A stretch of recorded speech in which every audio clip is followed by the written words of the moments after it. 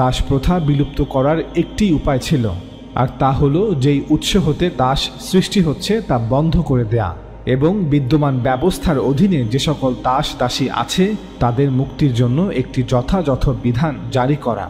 শহরে যখন বন্যা আসে তখন আমরা কি করি? প্রথমে পানি যেই উৎস হতে আসছে সেখানে একটি মজবুত বাঁধের ব্যবস্থা করি। তারপর যতটুকু পানি শহরের মধ্যে প্রবেশ করেছে তা নিষ্কাশনের ব্যবস্থা করি। দাস প্রথাকে বিলুপ্ত করার জন্য ইসলাম ঠিক একই ব্যবস্থা গ্রহণ করেছে। আফগান পাকিস্তান সীমান্ত অঞ্চল চিত্রালে তৈরি আফগানি পাকুল বা পাশতুন টুপি সংগ্রহ করতে আমাদের দ্য বিলিভার সুক ফেসবুক পেজে অথবা হোয়াটসঅ্যাপ নাম্বারে অর্ডার করুন। অর্ডার করতে নিচে ডেসক্রিপশন বক্সে দেয়া লিঙ্কে ক্লিক করুন।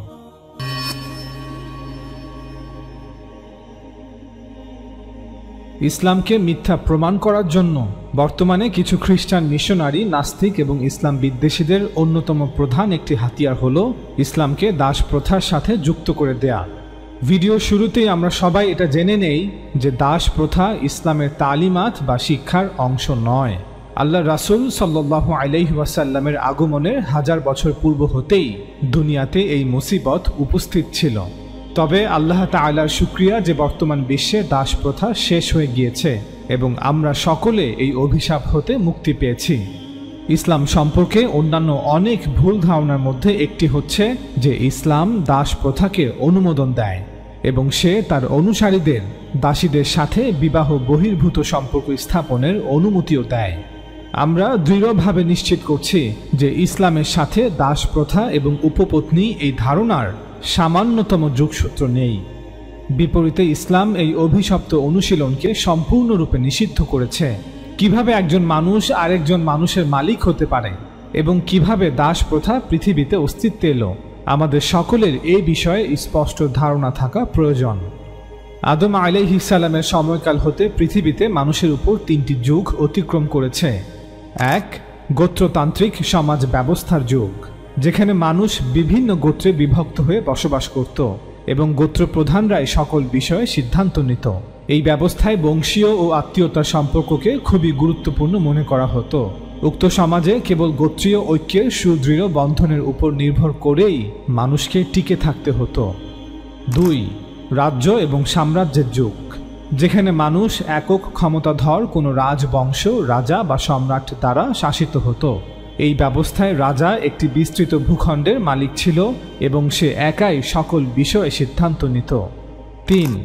শিল্প বিপ্লব যুগ, যেখানে মানুষ তাদের মানবাধিকার নিয়ে পুনর্বিবেচনা শুরু করে। মানুষ তাদের মালিকানা সত্ত্বকে নতুন করে আবিষ্কার করে। হাজার হাজার বছর পূর্বে মানুষ যখন বিভিন্ন গোত্রে বিভক্ত হয়ে বসবাস করত, তখন গোত্রগুলো উপযুক্ত আশ্রয়স্থল, মরুদ্যান এবং তৃণভূমি দখল করা বা দখলে রাখার জন্য এক গোত্র অপর গোত্রের সাথে যুদ্ধে জড়াত। যুদ্ধে যেই গোত্রের পরাজয় হতো তাদেরকে অপর গোত্র বন্দী করে দাস দাসী হিসেবে গ্রহণ করত। মূলত যুদ্ধই প্রাচীনকাল থেকে দাস প্রথার মূল কারণ বলে বিবেচিত হয়ে থাকে। মানব সমাজে দাস দাসী প্রথা এভাবেই জন্ম লাভ করে। তাছাড়া অপহরণের মাধ্যমে অনেককেই বন্দী করে দাস দাসী বানানো হতো। এই অভিশপ্ত প্রথা কোনো নবী রাসূল চালু করেননি বা এটি কোনো ঐশ্বরিক বিধানের অংশ নয়। ইসলাম দাস প্রথাকে অনুমোদন দেয় এই ভুল ধারণার প্রকৃত কারণ হল তৎকালীন আরবের প্রচলিত সামাজিক অবস্থার কারণে দাস প্রথার বিলুপ্তি ঘটানোর জন্য ইসলাম ধীরে চলনীতি গ্রহণ করেছিল। এটা মনে রাখতে হবে যে দাস প্রথা ছিল প্রাক ইসলামী আরব সমাজের অবিচ্ছেদ্য অংশ। কোরআন নাজিলের সময়কালে পৃথিবীর সকল অঞ্চলেই কৃতদাস পুরুষ এবং কৃতদাস নারী ক্রয় বিক্রয় করা হতো। রান্নাবান্না সহ ঘরের গৃহস্থালির সকল কাজকর্ম দাসীদের মাধ্যমে সম্পাদন করা হতো। পুরুষ কৃতদাসরা তাদের মালিকের ক্ষেত ও বাগানে কাজ করত। তাছাড়া ছাগল, ভেড়া ও উটের পাল তারাই দেখাশোনা করত। এমনকি ব্যবসায়িক কাফেলাগুলোতে তাদেরকেই কাজ করতে হতো। আমরা অনেকেই এমনটা মনে করি যে দাস দাসী মানেই একদল যুবক আর যুবতী। বাস্তবতা মোটেও এমন ছিল না যে সকল দাস দাসী যুবক আর যুবতী, বরং শিশু থেকে শুরু করে অতি বৃদ্ধ বয়সে নারী পুরুষও দাস প্রথার শৃঙ্খলে আবদ্ধ ছিল। যারা 30, 40 এমনকি 50 বা তার অধিক সময় ধরে দাস দাসী হিসেবে তার মালিককে শ্রম দিয়ে যাচ্ছে। এই ধরনের পরিস্থিতিতে ইসলাম কি করতে পারত যাতে করে এই লানত সমাজ থেকে সম্পূর্ণভাবে নির্মূল করা যায়? তৎকালীন সমাজ ব্যবস্থায় সকল দাস দাসীদের একসাথে মুক্তির জন্য হঠাৎ কোনো নির্দেশ সমাজে কল্যাণের পরিবর্তে অকল্যাণ বয়ে নিয়ে আসত।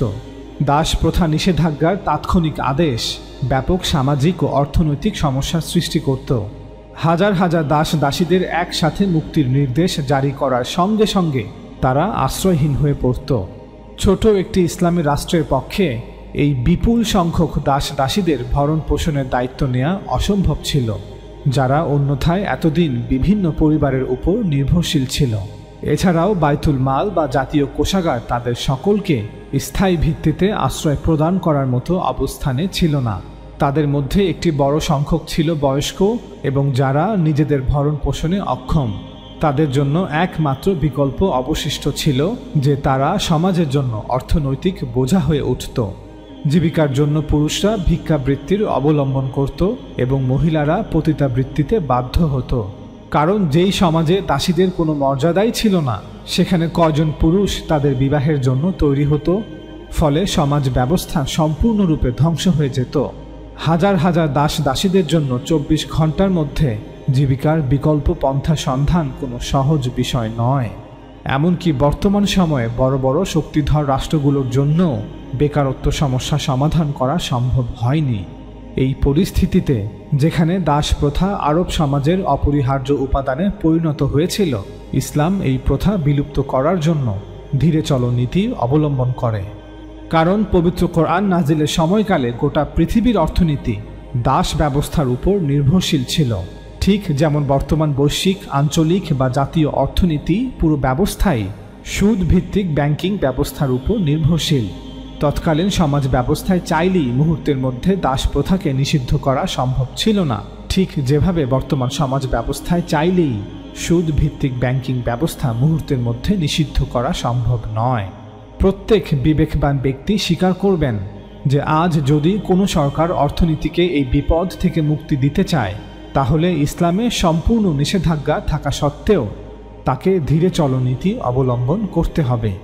এই অন্তর্বর্তীকালীন সময়ে সুদভিত্তিক লেনদেন সহ্য করতে হবে এবং এই ব্যবস্থাকে পরিচালনার জন্য অস্থায়ী আইন প্রণয়ন করতে হবে।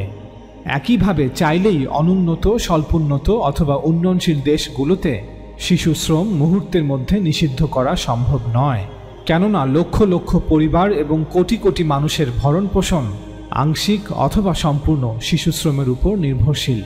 প্রত্যেক বিবেকবান ব্যক্তি স্বীকার করবেন যে আজ যদি বাংলাদেশ সরকার সমাজ থেকে শিশু শ্রম বিলুপ্ত করতে চায়, তাহলে বাংলাদেশ আইনে শিশু শ্রম সম্পূর্ণ নিষিদ্ধ হওয়া সত্ত্বেও তাকে ধীরে চলো নীতি অবলম্বন করতে হবে।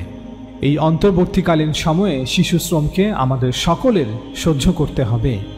একইভাবে ইসলাম 1400 বছর আগে দাস প্রথার মতো অমানবিক প্রথাকে বিলুপ্ত করার জন্য একটি যৌক্তিক ও ধারাবাহিক পরিকল্পনা গ্রহণ করেছিল। এই উদ্দেশ্যে ইসলাম দাস প্রথা সংক্রান্ত বেশ কিছু নির্দেশনা দিয়েছিল। আমরা এখন এই নির্দেশনাগুলো এক এক করে আলোচনা করব। তবে আমরা সর্বশেষ দুটি নির্দেশনা সর্বপ্রথমে আলোচনা করব। একটি মৌলিক বিষয় যা কোরআনে উল্লেখ করা আছে এবং যা দাস প্রথা অবসানের ঘোষণা ছিল, তা হলো বদরের যুদ্ধ এবং ভবিষ্যতের যে কোনো যুদ্ধে যখনই যুদ্ধবন্দীদের বন্দী করা হবে, তারা শুধুই যুদ্ধবন্দী হবে এবং তাদের দাস বানানো যাবে না। আর যখন এই যুদ্ধবন্দীদের বন্দী করা হবে, তখন কেবল দুটি অবস্থা থাকবে। মুসলিমরা চাইলে তাদেরকে এমনিতেই মুক্ত করে দিবে, অন্যথায় ফিদিয়া বা মুক্তিপণের বিনিময়ে তাদের মুক্ত করে দেয়া হবে।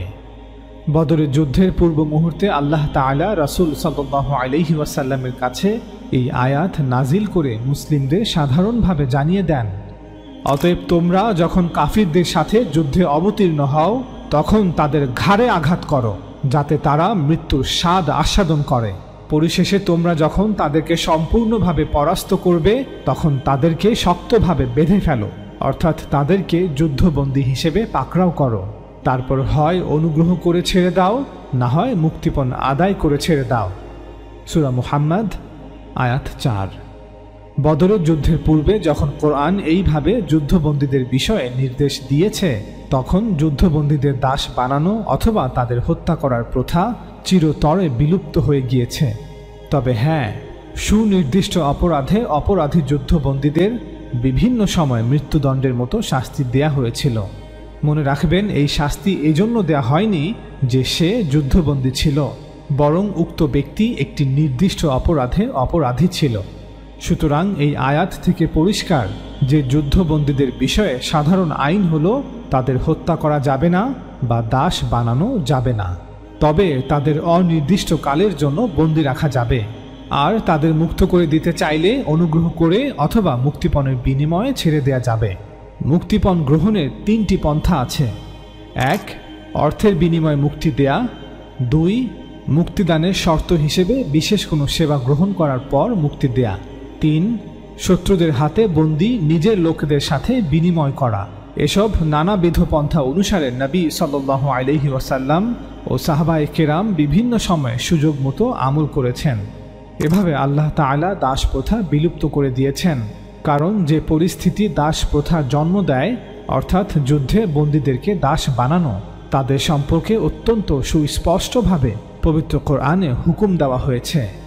কোনো মুফাসসিরগণ এই আয়াতের তাফসির এভাবে করেছেন যে যখন এই আয়াতে বলা হয়েছে তাদের উপর অনুগ্রহ করো, এর অর্থ একজন যুদ্ধবন্দী যার মৃত্যু নির্ধারিত ছিল তাকে কৃতদাসে পরিণত করা আসলে তার প্রতি অনুগ্রহ করা, অর্থাৎ তাকে দাস বানিয়ে জীবন উপহার দেওয়া। এই ব্যাখ্যা মোটেও গ্রহণযোগ্য নয়, কারণ আয়াতের স্পষ্ট অর্থ হচ্ছে যুদ্ধ শেষে যাদেরকে পাকড়াও বা বেঁধে ফেলা হয়েছে তারা এখন থেকে বন্দী। মুসলিমরা যতদিন ইচ্ছা তাদেরকে বন্দী করে রাখতে পারবে, কিন্তু বন্দীদের মুক্ত করে দিতে চাইলে হয় অনুগ্রহ করে ছেড়ে দিবে, না হয় মুক্তিপণের বিনিময়ে ছেড়ে দিবে। এই আয়াতে বন্দীদের মুক্তির 2টি শর্ত উল্লেখ করা হয়েছে, অর্থাৎ মুক্ত 2 ভাবে করা যাবে। 1. মুক্তিপণ না নিয়ে, অর্থাৎ অনুগ্রহ করে। 2. মুক্তিপণ আদায় করে। কেউ হয়তো বলতে পারেন যে 5ম হিজরিতে গাজওয়ায়ে বানি মুস্তালাকের ঘটনায় আমরা দেখতে পাই যে নবী সাল্লাল্লাহু আলাইহি ওয়াসাল্লাম যুদ্ধবন্দীদেরকে সাহাবাদের মধ্যে বন্টন করে দিয়েছিলেন এবং তাদের এই এখতিয়ার দিয়েছিলেন যে তারা চাইলে মুক্তিপণ ব্যতীত অথবা মুক্তিপণ আদায় করে বন্দীদের ছেড়ে দিতে পারে। পরবর্তীতে সাহাবায়ে কেরাম মুক্তিপণ আদায় শর্তে নিজ নিজ বন্দীদের মুক্ত করে দিয়েছিলেন। এ থেকে এটা প্রতীয়মান হয় যে তারা তাদের নিজ নিজ বন্দীদের মালিক ছিলেন এবং তাদের বন্দীরা তাদের দাস ছিল। তাই আমাদের এটা মেনে নিতে হবে যে রাসূল সাল্লাল্লাহু আলাইহি ওয়াসাল্লাম যুদ্ধবন্দীদের দাস হিসেবে সাহাবাদের মধ্যে বন্টন করেছিলেন এবং সাহাবারা পরবর্তীতে কৃতদাস ক্রয় বিক্রয় লেনদেন করেছিলেন মাত্র, এবং বন্দীদের কাছ থেকে মুক্তিপণ হিসেবে যা আদায় করা হয়েছিল তা ছিল মূলত দাসত্ব থেকে মুক্ত করার মূল্য। এর উত্তরে আমরা বলবো, এমনটা মনে করার কোনো কারণ নেই যে রাসূল সাল্লাল্লাহু আলাইহি ওয়াসাল্লাম যুদ্ধবন্দীদেরকে দাস হিসেবে সাহাবাদের মধ্যে বিতরণ করেছিলেন। বন্দীদের বন্দী হিসেবেই বিতরণ করা হয়েছিল। বিতরণের পূর্ব মুহূর্তে বন্দীদের যে অবস্থান ছিল, সাহাবাদের হস্তান্তর করার পরপরই তাদের অবস্থান পাল্টালো কি করে? কোরআন স্পষ্ট করে বলেছে যে যুদ্ধ শেষে তাদেরকে শক্তভাবে বেঁধে ফেলো, অর্থাৎ তাদেরকে যুদ্ধবন্দী হিসেবে পাকড়াও করো, তারপর হয় অনুগ্রহ করে ছেড়ে দাও, না হয় মুক্তিপণ আদায় করে ছেড়ে দাও। সুতরাং রাসূল সাল্লাল্লাহু আলাইহি ওয়াসাল্লাম বন্দীদেরকে বন্দী হিসেবে সাহাবাদের বিতরণ করেছিলেন। বন্দীরা যখন হুকুমতের এখতিয়ারে অর্থাৎ নবী সাল্লাল্লাহু আলাইহি ওয়াসাল্লামের এখতিয়ারে ছিল তখন তারা যুদ্ধবন্দী ছিল। পরবর্তীতে যখন হুকুমত তার বন্দীদের সাহাবাদের মাঝে বিতরণ করেছিল তখনও তারা বন্দী ছিল। নবী সাল্লাল্লাহু আলাইহি ওয়াসাল্লাম বন্দীদের মালিক ছিলেন না এবং সাহাবারাও বন্দীদের মালিক ছিলেন না। আর যুদ্ধ শেষে বন্দীদের সাথে কি আচরণ করা হবে তা পূর্বেই আল্লাহ কর্তৃক নির্ধারিত ছিল, অর্থাৎ যুদ্ধবন্দীদের বিতরণের পর সাহাবারা তাদের কাছে বিতরণ করা বন্দীদের থেকে ফায়দা হাসিল করতে পারবেন। যদি বন্দীদের দিয়ে তাদের ফসলের ক্ষেতে বা বাগানে কোনো কাজ করাতে চান তবে তা করাতে পারবেন। যদি মুক্তিপণ আদায় শর্তে বন্দীদের ছেড়ে দিতে চান তবে তাও করতে পারবেন। আর যদি গোত্রীয় বা আত্মীয়তা সম্পর্কের কারণে কোনো বন্দীকে মুক্ত করে দিতে চান তবে তাও করতে পারবেন। যারা বলছেন যে আল্লাহর রাস্তায় জিহাদে যুদ্ধবন্দীদের দাস বানানো বৈধ এবং রাসূল সাল্লাল্লাহু আলাইহি ওয়াসাল্লামের জামানায় যুদ্ধবন্দীদেরকে দাস বানানো হয়েছিল, তাদের কাছে আমাদের প্রশ্ন, ওনারা এই আয়াতে আল্লাহ কর্তৃক মালিকানা সত্ত্ব প্রদান কোথায় খুঁজে পেলেন? আল্লাহ তাআলা কোথায় একজন মানুষকে আরেকজন মানুষের মালিকানা সত্ত্ব প্রদান করলেন? আল্লাহ তাআলা কখন মুসলিমদেরকে বন্দীদের মালিক বানালেন? আসলে ওনারা পূর্ব হতেই ধরে নিয়েছেন যে আল্লাহ তাআলা এই আয়াতে মানুষকে মানুষের মালিকানার অনুমতি দিয়েছেন। নাউযু বিল্লাহ মিন হাযা। প্রকৃত অর্থে এই আয়াতে আল্লাহ তাআলা বন্দীদের থেকে ফায়দা হাসিল করার অনুমতি দিয়েছেন মাত্র।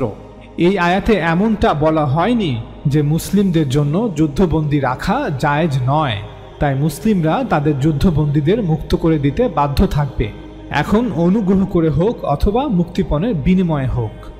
না, আল্লাহ তাআলা এমনটা বলেননি।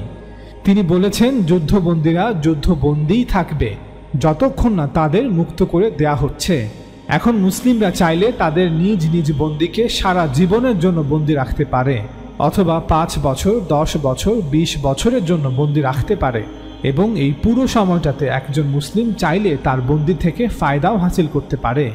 সে তাকে তার ক্ষেতে, বাগানে, ব্যবসার কাফেলাতে, গবাদি পশুর লালন পালনে, ঘরের কাজকর্মে ব্যবহার করতে পারে। এই আয়াতে শুধু বলা হচ্ছে যে যুদ্ধবন্দীকে মুক্ত করে দিতে চাইলে দুইভাবে করা যাবে, হয় অনুগ্রহ করে, না হয় মুক্তিপণের বিনিময়ে।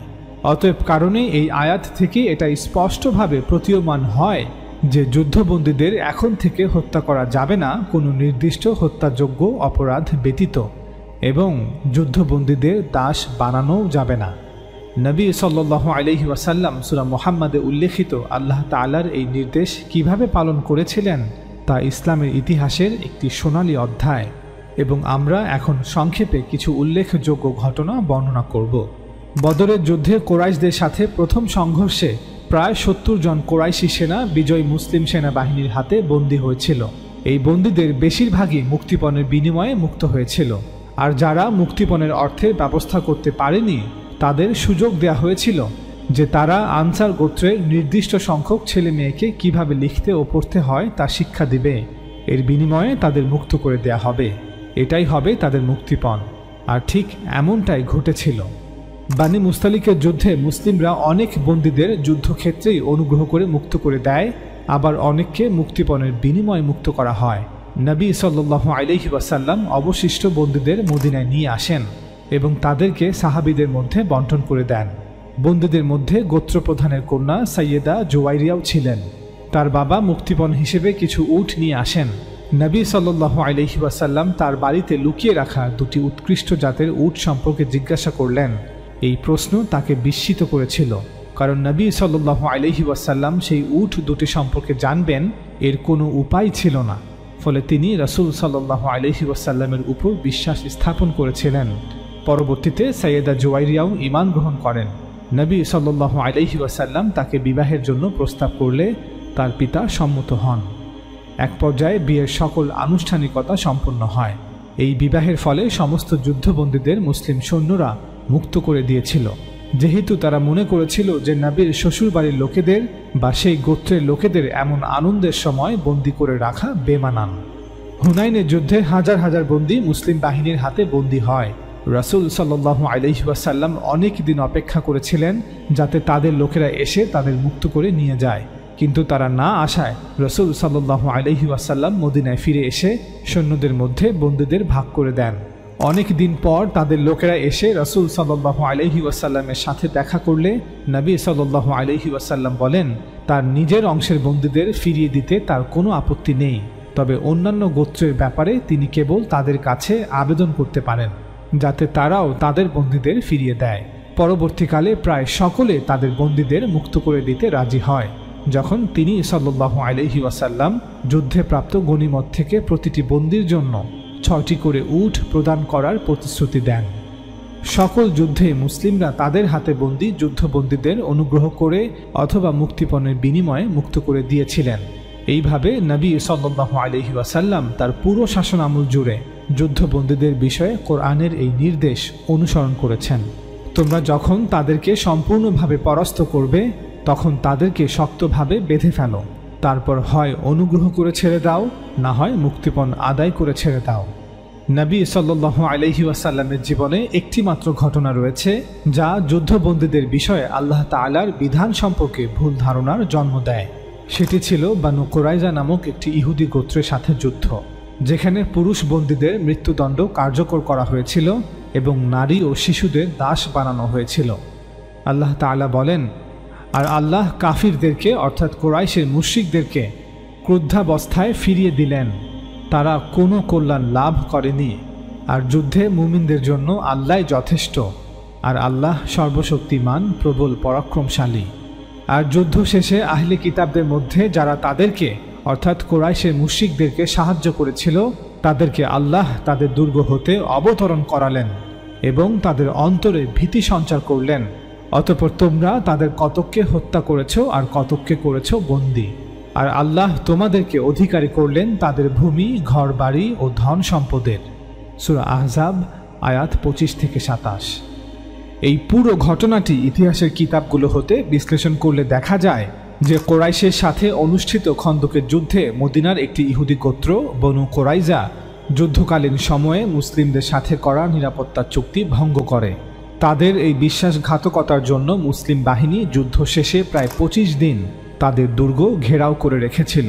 অবশেষে তারা আউস গোত্রের নেতা সাদ বিন মুআদ রাদিয়াল্লাহু তাআলা আনহুকে বিচারক হিসেবে নিয়োগ করার জন্য অনুরোধ করে এবং স্বেচ্ছায় তার সিদ্ধান্ত মেনে নেওয়ার প্রতিশ্রুতি দেয়। তারা মনে করেছিল যে যেহেতু তারা আউস গোত্রের মিত্র ছিল, তাই সাদ বিন মুআদ রাদিয়াল্লাহু তাআলা আনহু তার সিদ্ধান্তে বানু কুরাইজার প্রতি নমনীয় হবেন। কিন্তু সাদ বিন মুআদ রাদিয়াল্লাহু তাআলা আনহু, যিনি খন্দকের যুদ্ধে একটি তীরের আঘাতে মারাত্মকভাবে আহত হয়ে মৃত্যু পথযাত্রী ছিলেন, তিনি বানু কুরাইজাকে হতাশ করে ইহুদি শরিয়াহ অনুযায়ী তার সিদ্ধান্ত দিয়েছিলেন। ইহুদি শরিয়াহ অনুসারে এই ধরনের অপরাধের ক্ষেত্রে পুরুষ বন্দীদের মৃত্যুদণ্ড কার্যকর করা হয় এবং নারী ও শিশুদের দাস বানানো হয়। তাওরাতে আছে, যুদ্ধ করার জন্য যখন তুমি কোনো শহরের মুখে পৌঁছবে, প্রথমে সন্ধির বার্তা দেবে। যদি সে সাড়া দেয় এবং দরওয়াজা তোমার জন্য খুলে দেয়, তবে সবাই তোমাকে বিনীত কর দেবে এবং তোমার সেবা করবে। আর যদি সন্ধি না করে বরং যুদ্ধে অবতীর্ণ হয়, তবে অবরোধ করবে। তারপর তোমার প্রভু করায়ত্ত করে দিলে সেখানকার প্রত্যেক পুরুষকে তরবারির আঘাতে হত্যা করো, কিন্তু নারী, শিশু, কিশোর ও গৃহপালিত পশু এবং যা কিছু সেই শহরে থাকবে সব গনিমত সম্পদ তোমার জন্যে নিয়ে নেবে। বিবরণ পুস্তক অধ্যায় 20 আয়াত 1-14। তাওরাতে আরও আছে, বনী ইসরাইল মাদিয়ানবাসীদের বিরুদ্ধে যুদ্ধ করল, যেমনটি প্রভু মূসাকে নির্দেশ দিয়েছিলেন, এবং তারা সকল পুরুষকে হত্যা করল। মাদিয়ানের সকল নারী ও তাদের শিশুদের বন্দী করল এবং তাদের পশুগুলো, ভেড়া, বকরি ও আসবাবপত্র সব কিছু নিয়ে নিল। আর তাদের সব শহর যাতে তারা থাকত এবং তাদের সব দুর্গ জ্বালিয়ে দিল। সংখ্যা পুস্তক অধ্যায় 31 আয়াত 7-10। এখানে আপত্তি হতে পারে যে বানু কুরাইজার ব্যাপারে সালিশকারী যে ফয়সালা দিয়েছেন তা কি কোরআনের এই আয়াতের লঙ্ঘন নয়, যেখানে বলা হয়েছে হয় অনুগ্রহ করে ছেড়ে দাও, না হয় মুক্তিপণ আদায় করে ছেড়ে দাও। তাহলে নবী সাল্লাল্লাহু আলাইহি ওয়াসাল্লাম কেন সালিশকারীর এই ফয়সালা মেনে নিলেন? এই আপত্তির জবাবে আমরা বলবো, বানু কুরাইজার ব্যাপারে যদি কোরআন মোতাবেক বা শরিয়াহ অনুযায়ী ফয়সালা করতে হতো, তবে সালিশ নিয়োগ করা হলো কেন?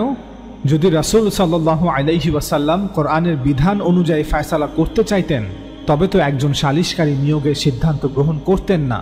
বানু কুরাইজা যখন আউস গোত্র হতে একজন সালিশকারী নিয়োগের অনুরোধ করে, তখন রাসূল সাল্লাল্লাহু আলাইহি ওয়াসাল্লাম বলতে পারতেন যে আমাদের কাছে কোরআন আছে, আমরা আমাদের শরিয়াহ মোতাবেক ফয়সালা করব।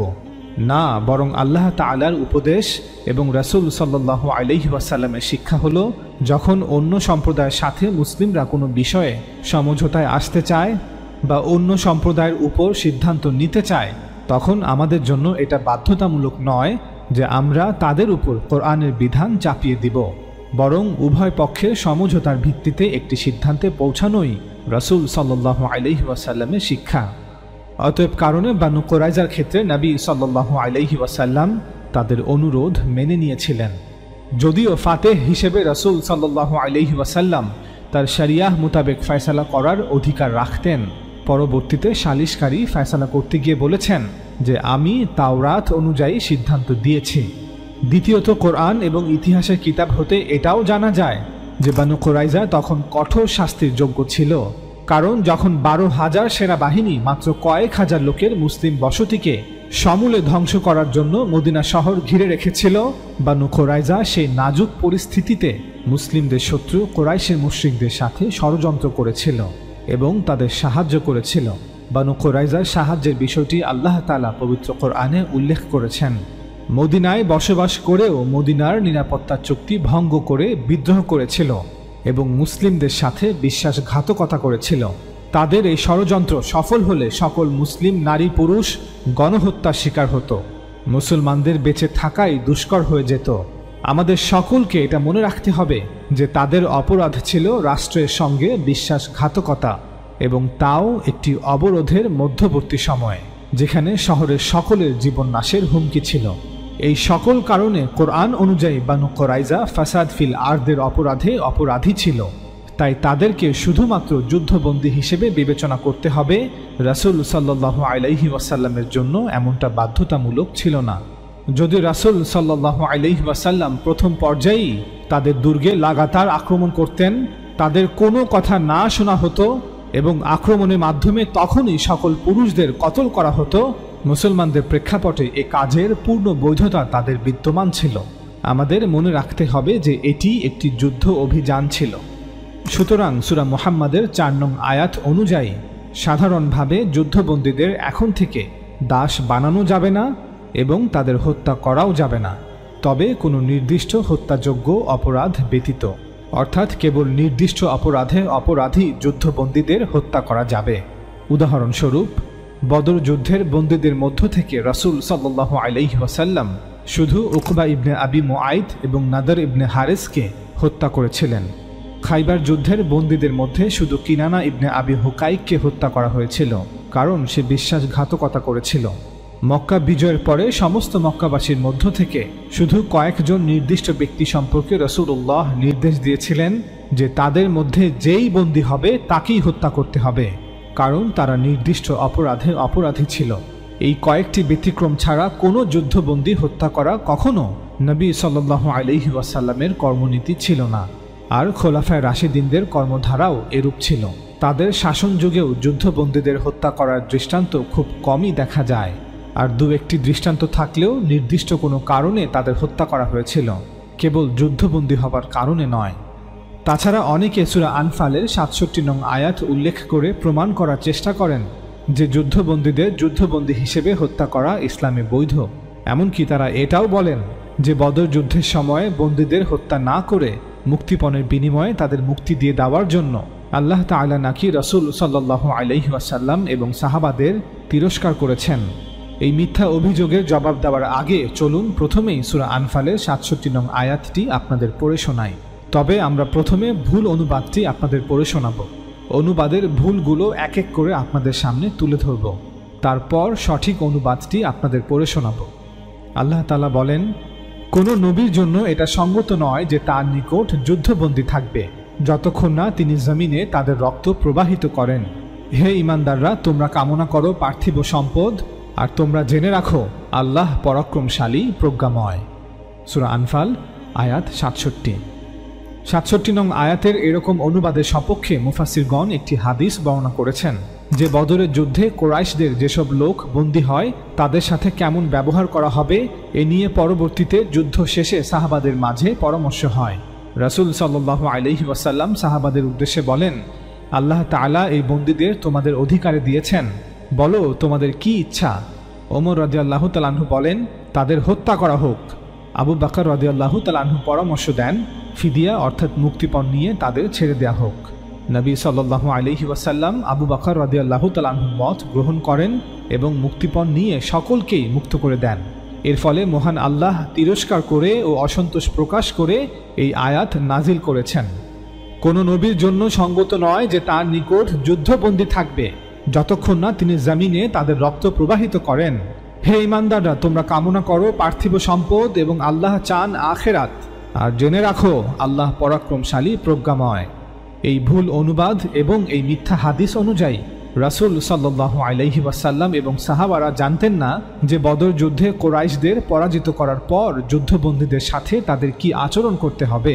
এজন্য রাসূল সাল্লাল্লাহু আলাইহি ওয়াসাল্লাম সাহাবাদের নিকট পরামর্শ চেয়েছেন।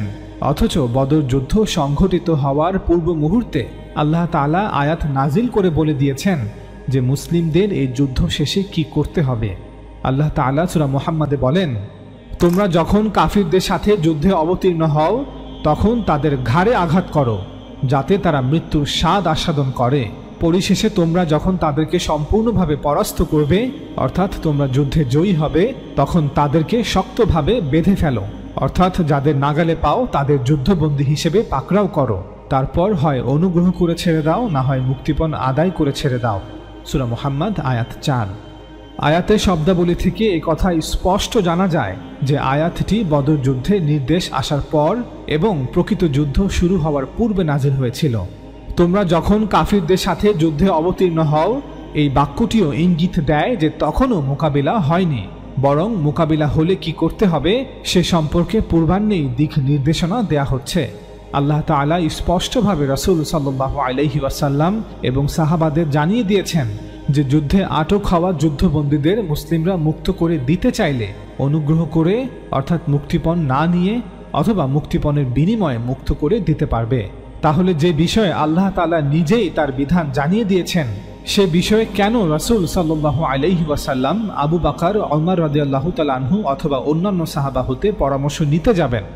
দ্বিতীয়ত, আল্লাহ তাআলা যখন নিজেই মুসলিমদের অনুমতি দিয়েছেন যে তারা যুদ্ধবন্দীদের মুক্তিপণের বিনিময়ে মুক্ত করে দিতে পারবে, তাহলে তিনি কেন মুক্তিপণের বিনিময়ে যুদ্ধবন্দীদের মুক্তি দিয়ে দেওয়ার জন্য মুসলিমদের তিরস্কার করবেন?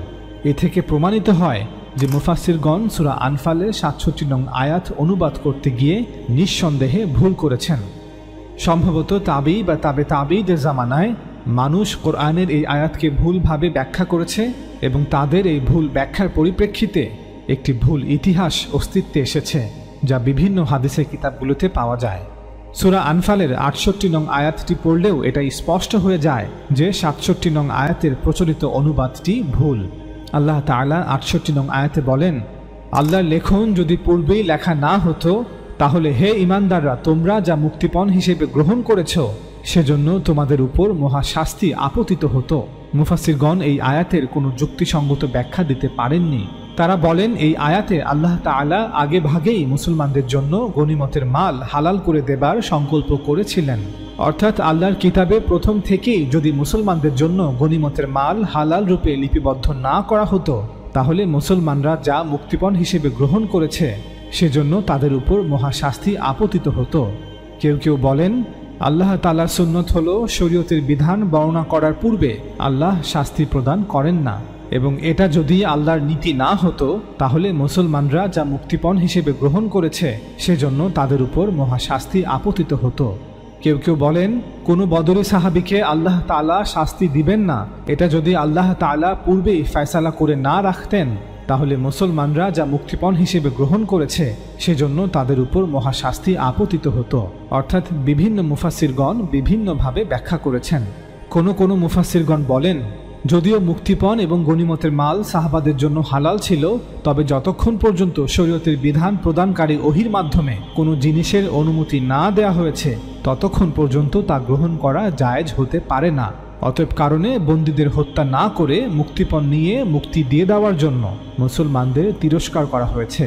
কারণ বদরের যুদ্ধ মুসলিমদের জন্য প্রথম যুদ্ধ ছিল এবং মুসলমানরা অত্যন্ত নাজুক পরিস্থিতিতে আল্লাহর ইচ্ছায় বিজয় লাভ করেছিলেন। সেই সময়ে বদর যুদ্ধের অবাধ্য কাফিরদেরকে শুধুমাত্র মুক্তিপণ নিয়ে মুসলমানদের বিপক্ষে আবার ষড়যন্ত্র করে ইসলামের দাওয়াতে বাধা সৃষ্টির সুযোগ করে দেওয়াটা কখনোই সুদক্ষ রাজনৈতিক কৌশলের অংশ হতে পারে না। তাই আল্লাহ তাআলা মুসলমানদের এহেন দ্রুত সিদ্ধান্ত নেওয়ায় তাদের তিরস্কার করে সাবধান করে দিয়েছিলেন, যাতে প্রয়োজনের সময় দ্বীনের স্বার্থে মুসলমানরা কখনোই কঠোর হতে ভুলে না যায় এবং অবাধ্য কাফিরদের যাতে উপযুক্ত সাজা দেয়। তাদের এই ব্যাখ্যার জবাবে আমরা বলবো, বদরের যুদ্ধের আগে সূরা মুহাম্মাদে যুদ্ধবন্দীদের থেকে মুক্তিপণ আদায় প্রসঙ্গে আল্লাহ তাআলা ইতিমধ্যেই প্রাথমিক নির্দেশ দিয়েছিলেন। যেখানে যুদ্ধবন্দীদের থেকে ফিদিয়া আদায় করার অনুমতি দেয়া হয়েছিল, তাহলে মুফাসসিরগণের এই কথার কোনো অর্থই হয় না যে যদিও মুক্তিপণ এবং গনিমতের মাল সাহাবাদের জন্য হালাল ছিল, তবে যতক্ষণ পর্যন্ত শরীয়তের বিধান প্রদানকারী ওহীর মাধ্যমে স্পষ্টভাবে কোনো জিনিসের অনুমতি না দেয়া হয়েছে, ততক্ষণ পর্যন্ত তা গ্রহণ করা জায়েজ হতে পারে না। আমরা সূরা মুহাম্মাদের 4 নং আয়াত পড়লে স্পষ্ট দেখতে পাচ্ছি যে সেখানে শরীয়তের বিধান প্রদানকারী ওহীর মাধ্যমে স্পষ্টভাবে মুক্তিপণ গ্রহণের অনুমতি দেয়া হয়েছে। আল্লাহ তাআলা বলেন, অতএব তোমরা যখন কাফিরদের সাথে যুদ্ধে অবতীর্ণ হও, তখন তাদের ঘাড়ে আঘাত করো, যাতে তারা মৃত্যুর স্বাদ আস্বাদন করে। পরিশেষে তোমরা যখন তাদেরকে সম্পূর্ণভাবে পরাস্ত করবে, অর্থাৎ তোমরা বিজয়ী হবে, তখন তাদেরকে শক্তভাবে বেঁধে ফেলো, অর্থাৎ তাদেরকে যুদ্ধবন্দী হিসেবে পাকড়াও করো। তারপর হয় অনুগ্রহ করে ছেড়ে দাও, না হয় মুক্তিপণ আদায় করে ছেড়ে দাও। কোনো মুফাসসিরগণ বলেন যে সূরা মুহাম্মাদের 4 নং আয়াতে যুদ্ধবন্দীদের থেকে ফিদিয়া আদায় করার অনুমতি দেয়া হয়েছিল ঠিকই, কিন্তু এই সঙ্গে এই মর্মে শর্ত লাগানো হয়েছিল যে প্রথমে শত্রুদের শক্তি ভালোভাবে চূর্ণ করে দিতে হবে, তারপর তাদের বন্দী করার কথা চিন্তা করতে হবে।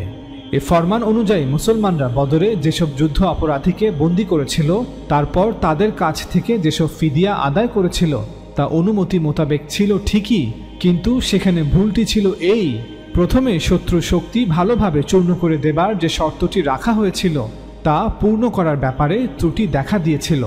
যুদ্ধে কুরাইশ সেনারা যখন পালাতে শুরু করল, তখন মুসলমানদের অনেকেই গনিমতের মাল লুটপাট করতে এবং কাফেরদের ধরে ধরে বাঁধতে লাগলো। এ সময় খুব কম লোকই শত্রুদের পেছনে কিছু দূর পর্যন্ত ধাওয়া করেছিল, অথচ মুসলমানরা যদি পূর্ণ শক্তিতে তাদেরকে ধাওয়া করত, তাহলে সেদিনই কুরাইশদের শক্তি নির্মূল হয়ে যেত। এজন্য সূরা আনফালের 67 নং আয়াতে বলা হয়েছে, কোনো নবীর জন্য এটা সঙ্গত নয় যে তার নিকট যুদ্ধবন্দী থাকবে যতক্ষণ না তিনি জমিনে তাদের রক্ত প্রবাহিত করেন। হে ঈমানদাররা, তোমরা কামনা করো পার্থিব সম্পদ এবং আল্লাহ চান আখিরাত, আর জেনে রাখো আল্লাহ পরাক্রমশালী প্রজ্ঞাময়। এই ব্যাখ্যা অনুযায়ী সাহাবারা কুরাইশদের সম্পূর্ণরূপে পর্যুদস্ত করেনি, তাদের সম্পূর্ণরূপে নির্মূল করেনি, শত্রুদের শক্তি ভালোভাবে চূর্ণ করে দিতে পারেনি। মুসলমানরা কঠোর হতে ভুলে গিয়েছে এবং অবাধ্য কাফিরদের উপযুক্ত সাজা দিতে পারেনি, তাদের পুরো মাত্রায় পরাভূত করেনি এবং জমিনে কুরাইশদের রক্ত যথেষ্ট প্রবাহিত করেনি। এই আপত্তির জবাব আমরা কোরআন থেকেই দিব ইনশাআল্লাহ। আল্লাহ তাআলা বদর যুদ্ধ সম্পর্কে সূরা আনফালের শুরুর দিকের আয়াতগুলোতে বলেন, আর স্মরণ করো যখন আল্লাহ তোমাদেরকে প্রতিশ্রুতি দেন যে 2 দলের এক দল তোমাদের আয়ত্তাধীন হবে, হয় আবু সুফিয়ানের কাফেলা, না হয় কুরাইশ বাহিনী, অথচ তোমরা চাচ্ছিলে যে আবু সুফিয়ানের নিরস্ত্র দলটি তোমাদের আয়ত্তাধীন হোক। আর আল্লাহ চাচ্ছিলেন যে তিনি সত্যকে তার বাণী দ্বারা প্রতিষ্ঠিত করেন এবং কাফিরদেরকে নির্মূল করেন, অর্থাৎ আল্লাহ চাচ্ছিলেন যাতে তোমরা কুরাইশ বাহিনীর মুখোমুখি হও। এটা এজন্য যে তিনি সত্যকে সত্য এবং বাতিলকে বাতিল প্রতিপন্ন করেন, যদিও কুরাইশের অপরাধীরা এটা পছন্দ করে না। সূরা আনফাল আয়াত 7 থেকে 8। এই আয়াতগুলো থেকে এটা স্পষ্ট যে আল্লাহ তাআলা যা চাচ্ছিলেন, অর্থাৎ সত্যকে তার বাণী দ্বারা প্রতিষ্ঠিত করা এবং কাফিরদেরকে নির্মূল করা, সত্যকে সত্য এবং বাতিলকে বাতিল প্রতিপন্ন করা, তার সবই হয়েছে।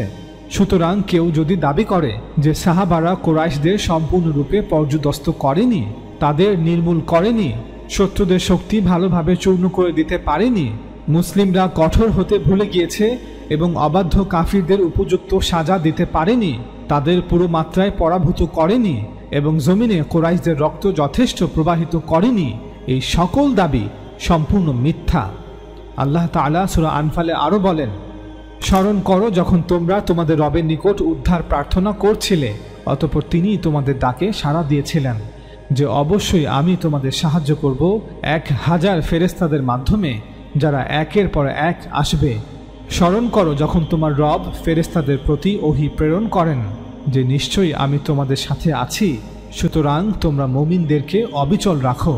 যারা কুফরি করেছে, অর্থাৎ সত্যকে জেনে শুনে বুঝে অস্বীকার করেছে, অচিরেই আমি তাদের হৃদয়ে ভীতির সঞ্চার করব। কাজেই তোমরা আঘাত করো তাদের ঘাড়ের উপরে এবং আঘাত করো তাদের প্রত্যেকের আঙুলের অগ্রভাগে এবং জোড়ায়। এটা এজন্যে যে তারা আল্লাহ ও তার রাসূলের বিরোধিতা করেছে, আর কেউ আল্লাহ ও তার রাসূলের বিরোধিতা করলে আল্লাহ তো শাস্তি দানে কঠোর। এটি শাস্তি, সুতরাং তোমরা এর স্বাদ গ্রহণ করো। আর নিশ্চয়ই পরকালে কাফিরদের জন্য রয়েছে আগুনের শাস্তি। সুতরাং হে ঈমানদাররা, তোমরা তাদেরকে হত্যা করনি, বরং আল্লাহই তাদেরকে হত্যা করেছেন। আর তুমি যখন নিক্ষেপ করেছিলে, যা তুমি নিক্ষেপ করেছিলে তখন তুমি নিক্ষেপ করনি, বরং আল্লাহই নিক্ষেপ করেছিলেন। এবং এটা করা হয়েছিল মুমিনদেরকে অনুগ্রহ দান করার জন্য। জেনে রাখো, নিঃসন্দেহে আল্লাহ সব কিছু শোনেন ও জানেন। এই আয়াতগুলো থেকে এটা স্পষ্ট যে আল্লাহ তাআলা যা চাচ্ছিলেন, অর্থাৎ কুরাইশের কাফিরদের কঠোর শাস্তি দেয়া এবং মুসলমানদের অনুগ্রহ করা, তার সবই হয়েছে। সুতরাং কেউ যদি দাবি করে যে সাহাবারা কুরাইশদের সম্পূর্ণরূপে পর্যুদস্ত করেনি, তাদের নির্মূল করেনি, শত্রুদের শক্তি ভালোভাবে চূর্ণ করে দিতে পারেনি, মুসলিমরা কঠোর হতে ভুলে গিয়েছে এবং অবাধ্য কাফিরদের উপযুক্ত সাজা দিতে পারেনি, তাদের পুরো মাত্রায় পরাভূত করেনি এবং জমিনে কুরাইশদের রক্ত যথেষ্ট প্রবাহিত করেনি, এই সকল দাবি সম্পূর্ণ মিথ্যা। আল্লাহ তাআলা সূরা আনফালে আরও বলেন, হে কুরাইশের মুশরিকরা, যদি তোমরা ফায়সালা চেয়ে থাকো তাহলে তা তো তোমাদের কাছে বদরের যুদ্ধের দিন এসেছে, আর যদি তোমরা এই পরাজয়ের পর বিরত হও তবে তা তোমাদের জন্য কল্যাণকর। কিন্তু যদি তোমরা আবার যুদ্ধ করতে আসো তবে আমরাও আবার শাস্তি নিয়ে আসব, আর তোমাদের দল সংখ্যায় বেশি হলেও তা তোমাদের কোনো কাজে আসবে না। আর নিশ্চয়ই আল্লাহ মুমিনদের সাথে আছেন। যারা কুফরি করে তাদেরকে বলো, আল্লাহর বিরুদ্ধে যুদ্ধে পরাজয়ের পর এখন যদি তারা কুফরি এবং শিরক হতে বিরত হয় তবে যা আগে হয়ে গেছে আল্লাহ তা ক্ষমা করবেন। কিন্তু তারা যদি অন্যায়ের পুনরাবৃত্তি করে তবে পূর্ববর্তীদের রীতি তো গত হয়েছে, অর্থাৎ পূর্ববর্তী কওমের সাথে যা হয়েছে তাদের সাথে তাই হবে। আর যুদ্ধ শেষ হয়ে গেলেও হে ঈমানদাররা, তোমরা তাদের বিরুদ্ধে সংগ্রাম করতে থাকবে যতক্ষণ না এই ফাসাদ, এই ফিতনা দূর হয় এবং আল্লাহর দ্বীন পূর্ণরূপে আল্লাহর জন্য হয়ে যায়। তারপর যদি তারা বিরত হয় তবে তারা যা করে আল্লাহ তো তার সম্মুখ দ্রষ্টা। আল্লাহর পক্ষ হতে এই আহ্বানের পর যদি তারা মুখ ফিরায় তবে জেনে রাখো, আল্লাহই তোমাদের অভিভাবক। তিনি কতই না উত্তম অভিভাবক এবং কতই না উত্তম সাহায্যকারী।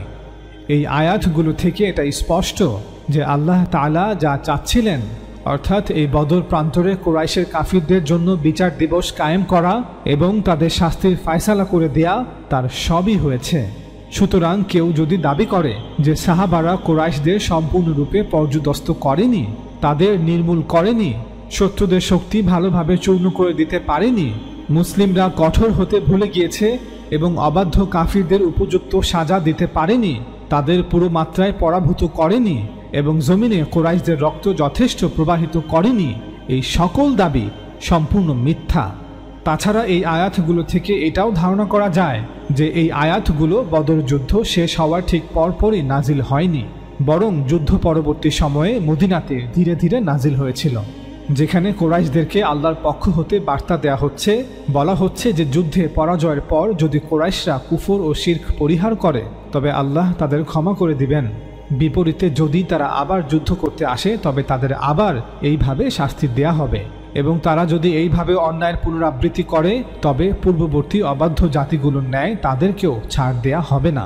পাশাপাশি মুসলমানদেরকেও বার্তা দেয়া হচ্ছে যে ভবিষ্যতে তাদেরকে এমন আরও অনেক যুদ্ধের সম্মুখীন হতে হবে যতক্ষণ না এই আরব ভূমি হতে ফিতনা দূর হয় এবং আরবের ভূমিতে আল্লাহর দ্বীন পূর্ণরূপে প্রতিষ্ঠিত না হয়। আল্লাহ তাআলা সূরা আনফালে আরও বলেন, আর মুসলমানদের মধ্য হতে এক দল জানতে চায় গনিমতের মাল কিভাবে বন্টন হবে।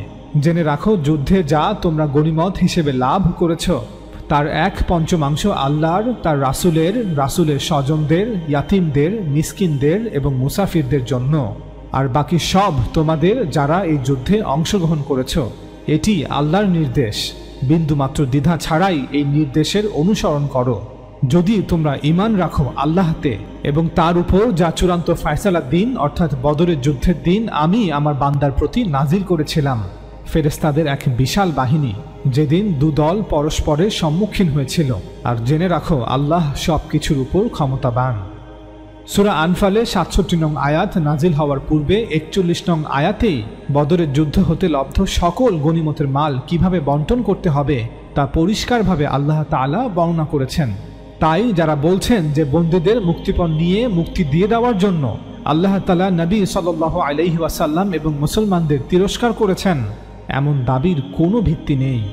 কারণ আল্লাহ তাআলা নিজেই এই আয়াতে গনিমতের মাল কিভাবে বন্টন করতে হবে সে ব্যাপারে নির্দেশ দিচ্ছেন, ঠিক যেভাবে তিনি সূরা মুহাম্মাদের 4 নং আয়াতে বদরের যুদ্ধ পূর্ববর্তী সময়ে মুক্তিপণ আদায়ের বৈধতার বিষয়ে নির্দেশনা নাজিল করেছিলেন।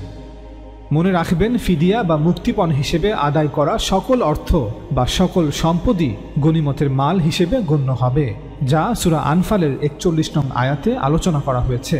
তাছাড়া এই সূরার নামই রাখা হয়েছে গনিমতের মাল বা আনফাল বিষয়ে। আনফাল শব্দের দ্বারা প্রয়োজনের বাইরে অতিরিক্ত পরিমাণ হিসেবে যা দেওয়া হয় তা বোঝায়। এই সূরাতে আনফাল শব্দ দ্বারা গনিমতের মাল যা যুদ্ধ হতে লব্ধ তা বোঝানো হয়েছে। এমনকি এই সূরার প্রথম আয়াতটি ছিল আনফাল বিষয়ে।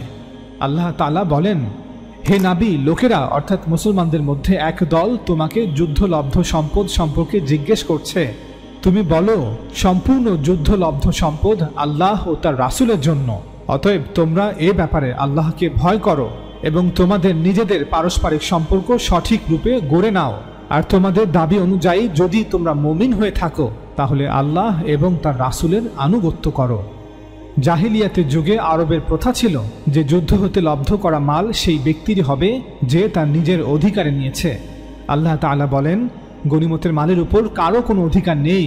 যারা যুদ্ধে লড়েছে তারাও এর অধিকারী নয়, কারণ এই যুদ্ধে তোমরা আল্লাহ ও তার রাসূলের সাহায্যকারী ছিলে।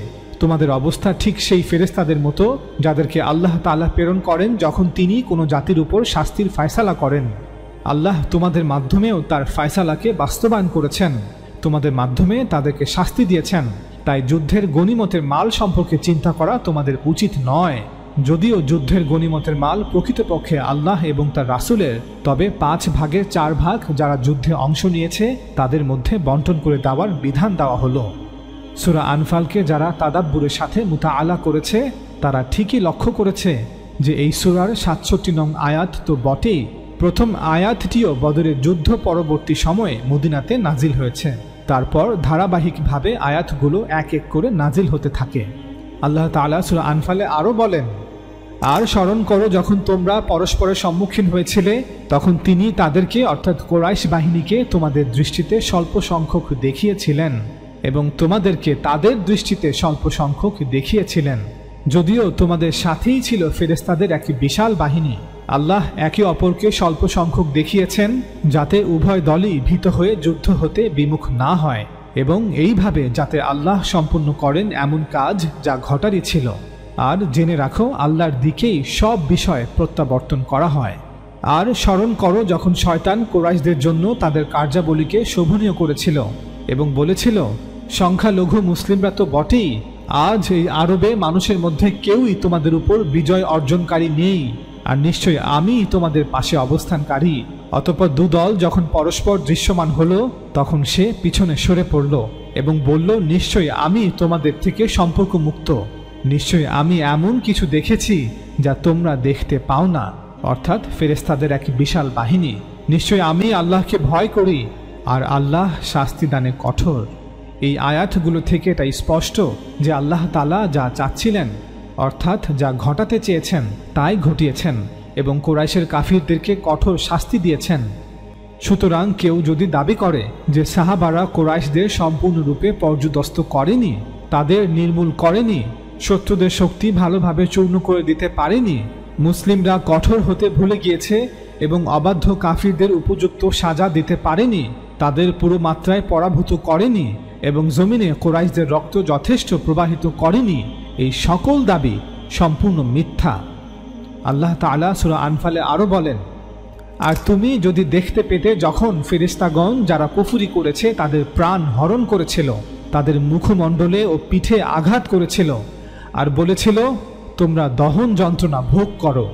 ফেরাউনের বংশধর ও তাদের পূর্ববর্তীদের মতো তারা অর্থাৎ কুরাইশের মুশরিকরা আল্লাহর আয়াতকে সত্য জেনেও অস্বীকার করেছে, ফলে আল্লাহ তাদের পাপের জন্য তাদেরকে পাকড়াও করেন। নিশ্চয়ই আল্লাহ শক্তিমান, শাস্তি দানে কঠোর। ফেরাউনের বংশধর ও তাদের পূর্ববর্তীদের মতো এরা এদের রবের আয়াতসমূহকে মিথ্যারোপ করেছিল, ফলে তাদের পাপের জন্য আমি তাদেরকে ধ্বংস করেছি, ঠিক যেভাবে ফেরাউনের বংশধরকে নিমজ্জিত করেছি। আর এরা সকলেই ছিল জালেম। এই আয়াতগুলো থেকে এটা স্পষ্ট হয় যে আল্লাহ তাআলা যা চাচ্ছিলেন, অর্থাৎ কুরাইশের কাফিরদেরকে কঠোর শাস্তি প্রদান এবং তাদের ধ্বংস করা, তা সবই তিনি করেছেন। সুতরাং কেউ যদি দাবি করে যে সাহাবারা কুরাইশদের সম্পূর্ণরূপে পর্যুদস্ত করেনি, তাদের নির্মূল করেনি, শত্রুদের শক্তি ভালোভাবে চূর্ণ করে দিতে পারেনি, মুসলিমরা কঠোর হতে ভুলে গিয়েছে এবং অবাধ্য কাফিরদের উপযুক্ত সাজা দিতে পারেনি, তাদের পুরো মাত্রায় পরাভূত করেনি এবং জমিনে কুরাইশদের রক্ত যথেষ্ট প্রবাহিত করেনি, এই সকল দাবি সম্পূর্ণ মিথ্যা।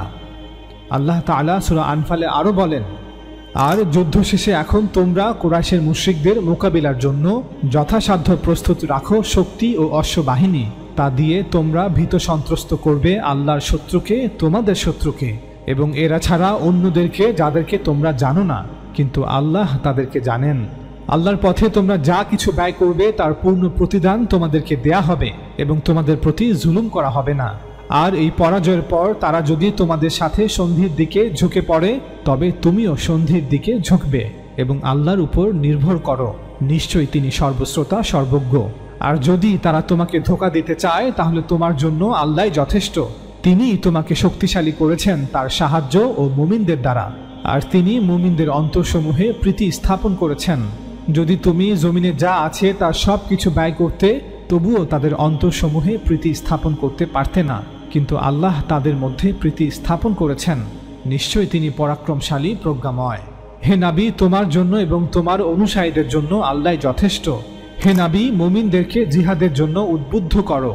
তোমাদের মধ্যে যদি 20 জন ধৈর্যশীল মুজাহিদ থাকে, তাহলে তারা 200 জন কাফিরের উপর জয়যুক্ত হবে, আর তোমাদের মধ্যে 100 জন থাকলে তারা 1000 কাফিরের উপর বিজয়ী হবে, আর তোমাদের মধ্যে 100 জন থাকলে তারা 1000 কাফিরের উপর বিজয়ী হবে। কারণ কাফিররা এমন এক সম্প্রদায় যাদের বোধ শক্তি নেই, তারা কিছুই বোঝে না। আল্লাহ এখন তোমাদের ভার লাঘব করলেন এবং তিনি তো অবগত আছেন যে তোমাদের মধ্যে দুর্বলতা আছে। কাজেই তোমাদের মধ্যে 100 জন ধৈর্যশীল থাকলে তারা 200 জনের উপর বিজয়ী হবে, আর তোমাদের মধ্যে 1000 থাকলে আল্লাহর অনুজ্ঞাক্রমে তারা 2000-এর উপর বিজয়ী হবে। যেহেতু মুসলমানদের প্রথম জামাত সাবেকুন আল আউয়ালিন অর্থাৎ মুহাজির এবং আনসারদের মধ্য থেকে যারা অগ্রগামী তাদের নিয়ে গঠিত ছিল এবং তাদের মধ্যে ঈমান ও নৈতিকতার কোনো দুর্বলতা ছিল না, তাই তারা সংখ্যায় 20 জন হলেও 200 জন কাফিরের উপর ভারী ছিল। কিন্তু বদরের যুদ্ধের পর যখন মদিনা এবং তার আশেপাশের অসংখ্য মানুষ দলে দলে ইসলাম গ্রহণ করতে শুরু করেছে এবং মুসলমানদের জামাত আগের তুলনায় কয়েক গুণ বড় আকার ধারণ করেছে, যাদের মধ্যে অনেক দুর্বল ইমানদাররাও রয়েছে, নতুন মুসলমানরা রয়েছে, তাই আল্লাহ তাআলা সাবেকুন আল আউয়ালিনদের যে ভার দিয়েছিলেন তা এখন লাঘব করলেন। আর জেনে রাখো, আল্লাহ ধৈর্যশীলদের সাথে রয়েছেন। সূরা আনফাল আয়াত 60 থেকে 66। এই আয়াতগুলোতে আল্লাহ তাআলা মুসলমানদেরকে কুরাইশদের সাথে ভবিষ্যতের যুদ্ধগুলোর জন্য প্রস্তুত হতে বলেছেন, পাশাপাশি এমন শত্রুদের বিরুদ্ধে প্রস্তুত হতে বলেছেন যাদের সাথে মুসলমানরা পূর্বে যুদ্ধ করেনি, এমনকি তাদেরকে মুসলমানরা কখনো দেখেনি। উদাহরণস্বরূপ, খাইবারের অনেকগুলো ইহুদি গোত্র, উত্তরের গাসসানিদ বাহিনী, রোমান বাহিনী এবং পারস্যের সাসানিদ বাহিনী। মুসলমানদের আরও বার্তা দেওয়া হচ্ছে যে যদি কুরাইশরা সন্ধি করতে চায় তবে মুসলিমরাও যেন সন্ধি করে। এবং বদরের যুদ্ধের পর যখন মুসলমানের সংখ্যা বাড়তে শুরু করে, আশেপাশে বিভিন্ন কওম ইসলাম ধর্ম গ্রহণ করতে শুরু করে, তখন আল্লাহ তাআলা মুসলমানদের উপর থেকে যুদ্ধের ভার হালকা করে দিয়েছেন। এই আয়াতগুলো তাদাব্বুরের সাথে পাঠ করলে এটা স্পষ্টভাবে ধারণা করা যায় যে আয়াতগুলো বদরের যুদ্ধ শেষ হওয়ার ঠিক পরপরই নাজিল হয়নি, বরং যুদ্ধ পরবর্তী সময়ে মদিনাতে ধীরে ধীরে নাজিল হয়েছে। অর্থাৎ বদরের যুদ্ধের ইতি অনেক আগেই ঘটেছে। যুদ্ধবন্দীদের মুক্তিপণের বিনিময়ে ছেড়ে দেওয়া হয়েছে। গনিমতের মাল 41 নং আয়াতে উল্লেখিত বিধান অনুযায়ী বন্টন করা হয়েছে। এখন ভবিষ্যতে শত্রুদের মোকাবেলায় কি কি কৌশল, পরিকল্পনা এবং প্রস্তুতি গ্রহণ করতে হবে সে বিষয়ে আল্লাহ তাআলা মুসলমানদেরকে বার্তা দিচ্ছেন। যুদ্ধ পরবর্তী সময়ে ধীরে ধীরে মুসলমানদের সংখ্যা কয়েক গুণ বৃদ্ধি পাওয়ায় আল্লাহ তাআলা মুসলমান বাহিনীর উপর থেকে যুদ্ধের ভার কিছুটা হালকা করে দিয়েছেন। অতঃপর আল্লাহ তাআলা সাহাবাদের প্রশংসাও করেছেন। 60 নং আয়াত হতে 66 নং আয়াত পর্যন্ত এই বিষয়গুলো আলোকপাত করা হয়েছে। কোনোভাবেই এটা বোধগম্য নয় যে ঠিক পরের আয়াতে অর্থাৎ 67 নং আয়াতে আল্লাহ তাআলা কেন বন্দীদের হত্যা না করে মুক্তিপণ নিয়ে মুক্তিপণ দিয়ে দেওয়ার জন্য নবী সাল্লাল্লাহু আলাইহি ওয়াসাল্লাম এবং মুসলমানদের তিরস্কার করবেন, অথচ তিনি নিজেই কিছু সময় পূর্বেই 41 নং আয়াতে সকল গনিমতের মাল কিভাবে বন্টন করতে হবে তা জানিয়ে দিয়েছেন। ঠিক যেভাবে সূরা মুহাম্মাদের 4 নং আয়াতে একটি সাধারণ বিধান নাজিল করেছেন। এই সবগুলো আয়াত পাঠ করার পর বলতে চাই, সূরা আনফালের প্রথম আয়াত হতে 63 নং আয়াত পর্যন্ত তাদাব্বুরের সাথে পড়লে যে কেউ অনুধাবন করতে পারবে যে এই পুরো সূরার আলোচনার সাথে 67 নং আয়াতের অনুবাদ এবং তার অর্থ সম্পূর্ণ বিপরীতমুখী। এর কারণ মুফাসসিরগণের একটি বড় অংশ বা অধিকাংশ 67 নং আয়াতের ভুল অনুবাদ করেছেন। চলুন এবার 67 নং আয়াতের সঠিক অনুবাদটি আপনাদের পড়ে শোনাই। কুরাইশের মুশরিকরা অভিযোগ করছে যে তুমি বদরের যুদ্ধে এই রক্তপাত ঘটিয়েছ বন্দীদের ধরে নিয়ে তাদের কাছ থেকে মুক্তিপণ আদায় করার জন্য। বাস্তবতা হলো কোনো নবীর জন্য এটা শোভনীয় নয় যে তার নিকট যুদ্ধবন্দী থাকবে, এমনকি এজন্যে সে জমিনে রক্তপাত ঘটায়। অর্থাৎ একজন নবী কখনোই এমন জঘন্য উদ্দেশ্যে যুদ্ধের মুখোমুখি হয় না যে তার নিকট যুদ্ধবন্দী থাকবে আর সে বন্দীদের বিনিময়ে মুক্তিপণ আদায় করবে। হে কুরাইশের মুশরিকরা, তোমরা দুনিয়ার ক্ষণস্থায়ী সম্পদ কামনা করছো, আমার রাসূল নয়, অথচ আল্লাহ চান তোমাদের পরকালের কল্যাণ। তোমরা জেনে রাখো আল্লাহ মহা পরাক্রমশালী, প্রজ্ঞাময়। যদি আল্লাহর ফয়সালা পূর্বেই লিখিত না থাকতো যে তিনি তোমাদের কিছু সময় দিবেন, কিছু অবকাশ দিবেন, তবে তোমরা যা কিছু গ্রহণ করেছ সেজন্য তোমাদের উপর কঠিন শাস্তি আপতিত হতো।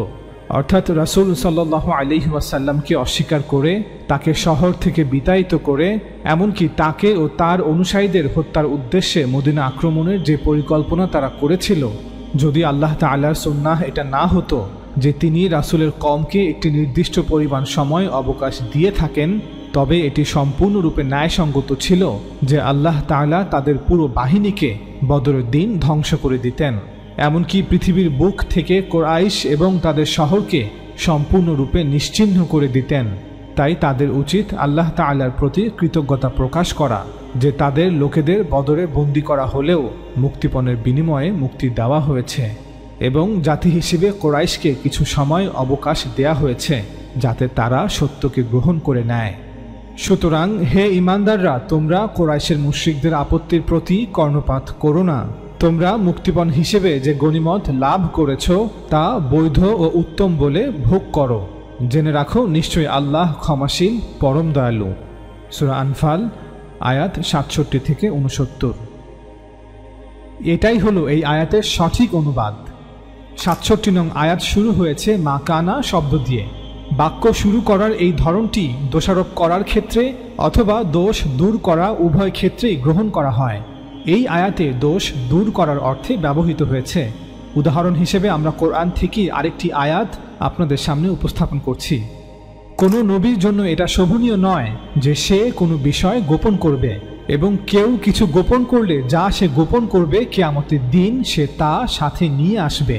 তারপর প্রত্যেককে যা সে অর্জন করেছে তা পূর্ণ মাত্রায় দেয়া হবে। অবশ্যই তাদের প্রতি কোনো জুলুম করা হবে না। সূরা আলে ইমরান আয়াত 161। এই আয়াতটিও শুরু হয়েছে মা কানা শব্দ দিয়ে, যা দোষারোপ করার ক্ষেত্রে অথবা দোষ দূর করার ক্ষেত্রে গ্রহণ করা হয়। সকল মুফাসসিররা এই আয়াতের ক্ষেত্রে একমত প্রকাশ করেছেন যে সূরা আলে ইমরানের এই আয়াতে আল্লাহ তাআলা নবী সাল্লাল্লাহু আলাইহি ওয়াসাল্লামকে দোষারোপ করেননি, বরং মুনাফিকদের দোষারোপের জবাব দিয়েছেন। এই আয়াতের অনুবাদ হবে এমন: মুনাফিকরা অভিযোগ করছে যে তুমি উহুদের যুদ্ধের জন্য সকলকে শহরের বাইরে নিয়ে যাচ্ছ কোনো অশুভ উদ্দেশ্যে যা তাদের হতে গোপন রাখছ, এবং তারা এই বলে সকলকে বিভ্রান্ত করছে। বাস্তবতা হলো কোনো নবীর জন্য এটা শোভনীয় নয় যে সে কোনো বিষয় তার কম হতে গোপন করবে। তারপর প্রত্যেককে যা সে অর্জন করেছে তা পূর্ণ মাত্রায় দেয়া হবে, তাদের প্রতি কোনো জুলুম করা হবে না। সূরা আলে ইমরানের 161 নং আয়াতের ন্যায় সূরা আনফালের 67 নং আয়াতটিতেও আল্লাহ তাআলা নবী সাল্লাল্লাহু আলাইহি ওয়াসাল্লামকে দোষারোপ করেননি, বরং কুরাইশের মুশরিকদের দোষারোপের জবাব দিয়েছেন।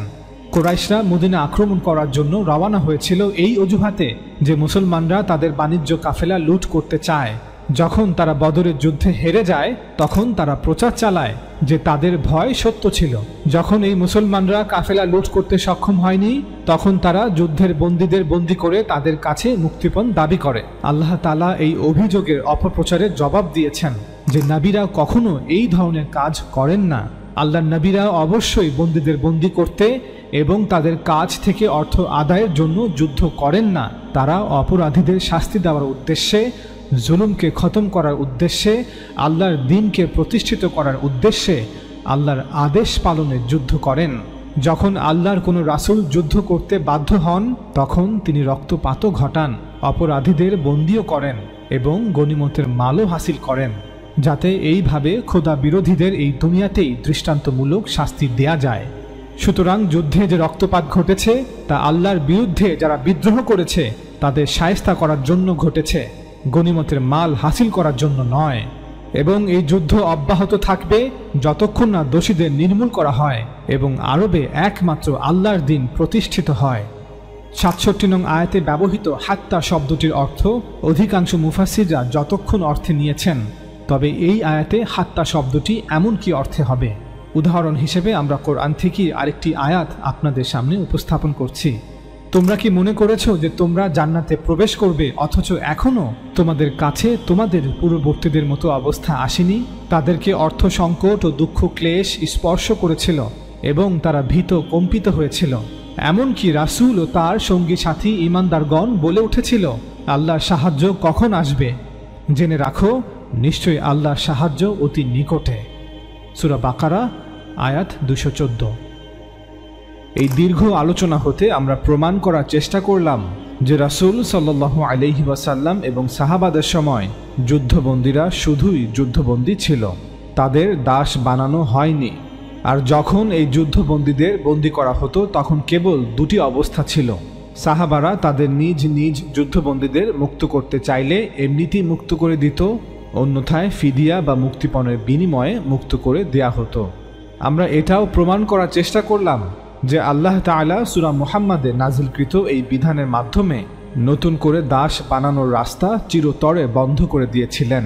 বদরের যুদ্ধের পূর্বে যখন কোরআন এইভাবে যুদ্ধবন্দীদের বিষয়ে নির্দেশ দিয়েছে তখন যুদ্ধবন্দীদের দাস বানানো অথবা তাদের হত্যা করার প্রথা চিরতরে বিলুপ্ত হয়ে গিয়েছে। এই আয়াত ছিল দাস প্রথা বিলুপ্তির প্রথম পর্যায়, অর্থাৎ যখন একটি মৌলিক পদক্ষেপ নেওয়া হয়েছিল। এই মৌলিক পদক্ষেপের পরে দাস প্রথা বিষয়ে আরেকটি বিষয় বাকি ছিল।